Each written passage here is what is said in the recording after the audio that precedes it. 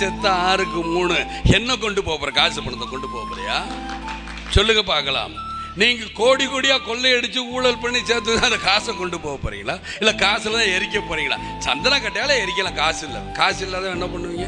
இல்லை புதைப்பாங்க. ஃபாரினில் கூட என்ன பண்ண, நீளம் 6க்கு 3 அதே மாதிரி குத்த வச்சு வைக்கிறேன்.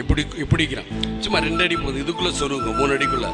ஸோ அதுக்கு கூட இடம் இல்லையே, அப்புறம் எதற்கு உங்களுக்கு காசு படம்? மக்களை வாழவி, மக்களை சிரிக்கவி, மக்களை சந்தோஷப்படுது. இதைத்தானே நீங்க சொல்லுது. ஒவ்வொரு மதத்திலையும் 4 ஏழைகளுக்கு உதவி பண்ணிப்பாரு. அதுல இருக்கிற சுகம் எதுலையும் கிடையாது. இதை நான் அனுபவிச்சிருக்கேன், அனுகுணமா அனுபவிச்சிருக்கிறேன்.